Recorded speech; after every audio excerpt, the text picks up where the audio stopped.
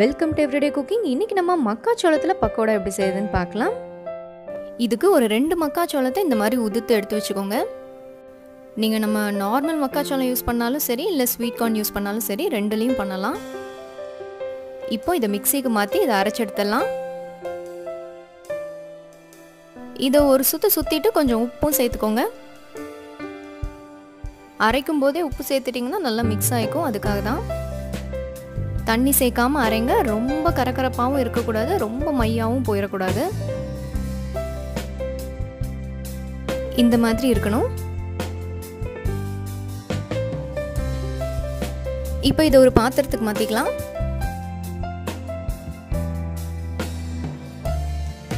இப்போ இதில் சேர்க்க வேண்டியதெல்லாம் பார்க்கலாம். ஒரு பெரிய வெங்காயத்தை இந்த மாதிரி நல்லா குட்டி குட்டியாக சாப் பண்ணி வச்சுக்கோங்க.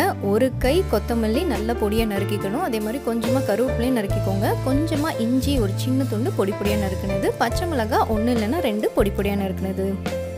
இப்போ இது எல்லாத்தையும் இதில் சேர்த்துடலாம். இது நறுக்கின கொத்தமல்லி, நறுக்கின இஞ்சி, பொடியாக நறுக்கின பச்சை மிளகாய், பொடியாக நறுக்கின வெங்காயம் எல்லாத்தையும் நல்லா கலந்து விட்டுக்கோங்க.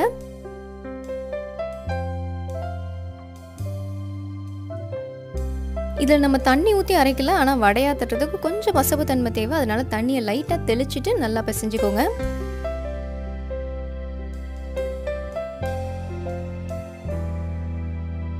இப்போ கொஞ்சமாக எடுத்து பிடிச்சி பார்க்கலாம். பிடிச்சா இந்த மாதிரி நிற்கணும், உதுத்து விட்டாலும் உதிரணும். இதான் பக்குவம்.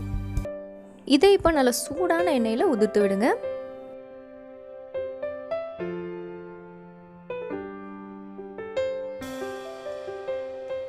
ரெண்டு பக்கமும் திருப்பி போட்டு நல்லா வேக விடுங்க.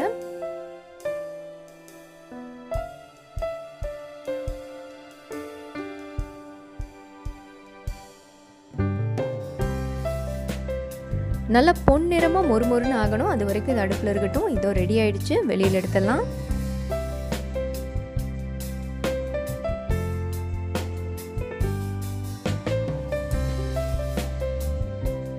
மொறுமொறுன்னு சோள பக்கோடா இங்கே சூப்பராக ரெடி ஆயிடுச்சு. உங்களுக்கு இது பிடிச்சிருக்குன்னு நம்புகிறோம். வேறொரு இன்ட்ரெஸ்டிங்கான ரெசிபியோடு உங்களை சந்திக்கிறோம். மறக்காமல் எங்கள் சேனலுக்கு சப்ஸ்கிரைப் பண்ணுங்கள்.